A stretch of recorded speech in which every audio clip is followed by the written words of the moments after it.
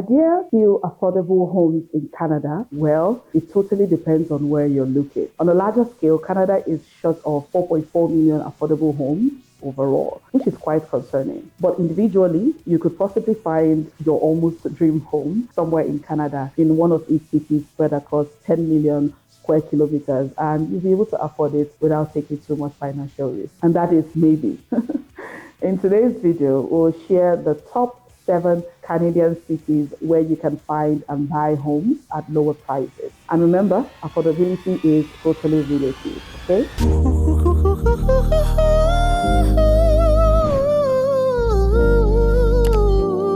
For many average earners, the dream of owning a house or even a condo in big cities like Toronto and Vancouver seems unattainable. In Toronto, the average price for a single family home is about 1.27 million Canadian dollars in 2024, while in Vancouver it is about 1.9 million. A condo will cost you less, but even to afford that, prospective buyers would need to save for about 58 months or just less than 5 years to afford the required down payment. And at the end, they might even be asking themselves if it was really worth it. Let's face it, if price were not a concern, most people would prefer the space, privacy, and size that comes with a single family or detached home. And if you're willing to look at other cities, it's still possible to find a detached home from under 500 Canadian dollars in Canada.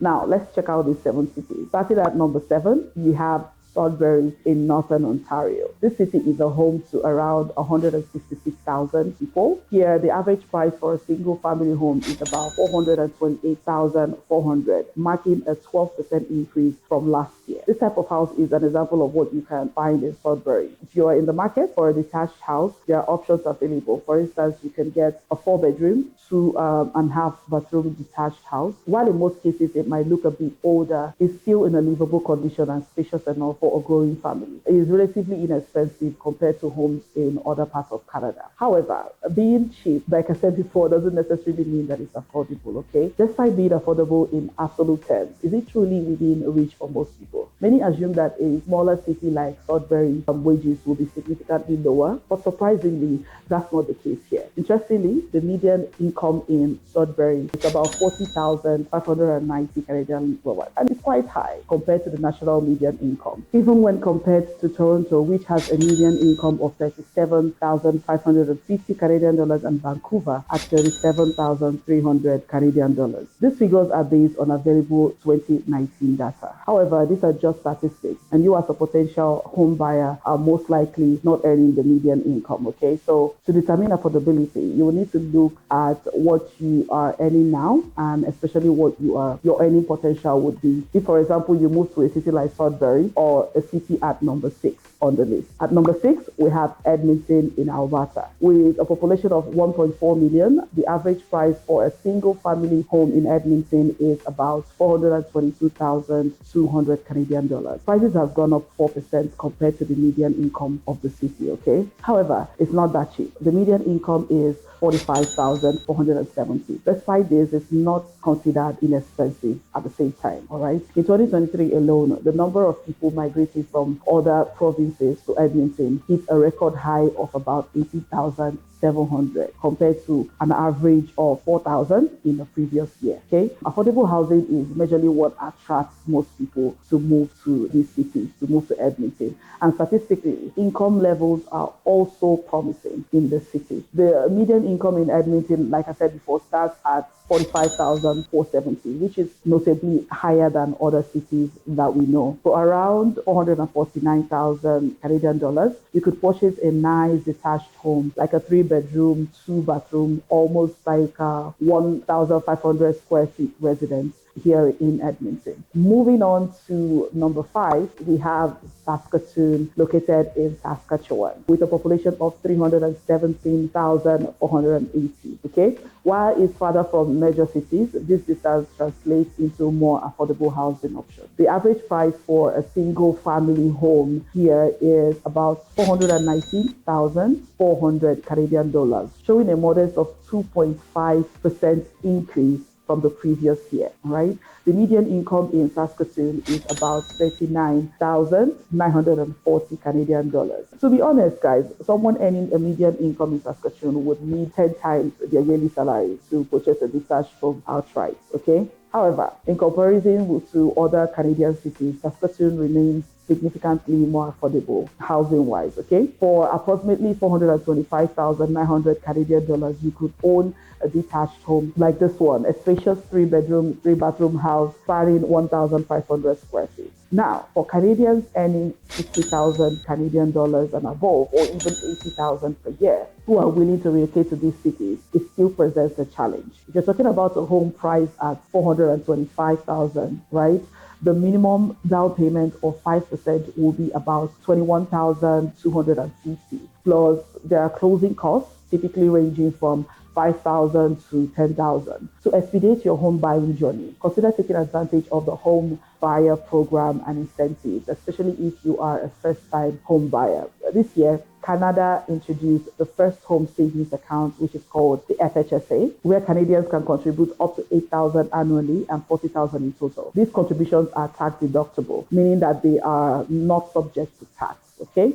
So when you're ready to purchase your home, you can withdraw the money tax-free. For instance, if your tax rate is 30%, this could save you 12,000 Canadian dollars every year. Opening an FHSA can be done entirely online, like opening an RRSC and TFSA through platforms like Wealthsimple, which I personally, like and find convenient, especially for beginners due to the commission-free trading of stocks and ETFs. Okay, moving on to the cities with the most affordable homes in Canada. At number 4 is Quebec, CMA, Census Metropolitan Area, with a population of about 833,311 in 2021. The average home price here is about 381,300 Canadian dollars, reflecting a 5% increase from last year. Quebec is known for its stunning beauty, but brushing up on your French might be very beneficial if you plan to move there. The median income in Quebec City is about 41,290, which ranks among the top 10 median incomes here in Canadian cities. For 324,000 Canadian dollars, you can purchase a home like this one with a complete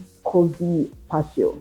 Now, note, I'm not a real estate agent, although I'm beginning to sound like one. I'm not one. These examples are here just to give you a concrete idea of how much home that you can buy in these areas. Okay, now let's move on to the top 3 cities for affordable homes. At number 3 is Winnipeg in Manitoba, within a population of about 834,678. The average cost of a detached home here is only 350,000 Canadian dollars, with prices rising by just 2%, all right, since last year. Okay. Now, Winnipeg has earned some bad rep for its high crime rate, but guys, I feel sometimes it's exaggerated, so just take it with a grain of salt. I really don't think it is as bad as it is represented. Please let me know in the comments from those who live in Winnipeg. Am I right? Are the crime rates high there? Is it exaggerated? Let me know in the comment section. The median income in Winnipeg is about 36,970, which is lower than Toronto, Vancouver, and the cities we've discussed earlier. However, if owning a detached home is a priority for you and your family and is within your budget, then Manitoba is actually worth considering. At number 2 is St. John in New Brunswick, home to just under 70,000 people. In this charming seaport city, the average cost of a detached home is only 343,500 Canadian dollars. So if you're looking to purchase a detached home, St. John is a great place to start looking, all right? Prices here have increased by just 4.5% since last year, and the median income is relatively lower at 36,060 Canadian dollars, okay?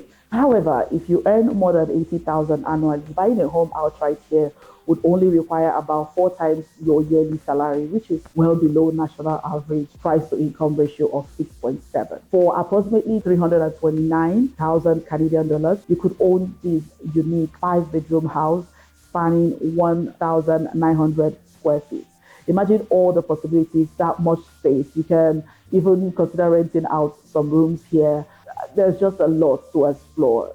there are a lot of space in this home, okay? Now, if you're planning to buy a house, especially if it is your first one, there are a few things worth mentioning. Don't limit yourself to these specific cities just because they are affordable homes. In the end, you want to find a home that suits your need, not just settle for average options. The point is to look outside of the major cities with an open mind. And if you're patient, you might just find something decent that you'll be ready to buy. Also, think about your motivations for buying a home. Are you looking for investment potential? If so, these cities might not offer the highest growth that you might be imagining. But if you're prioritizing quality of life, security, and the joy of owning a place where your family can thrive, this list provides a starting point to affordable homes. If you still find home ownership in Canada unaffordable, consider exploring programs like Home Buyers Program, HPP. I'm going to do a video where I'm going to elaborate more on that program,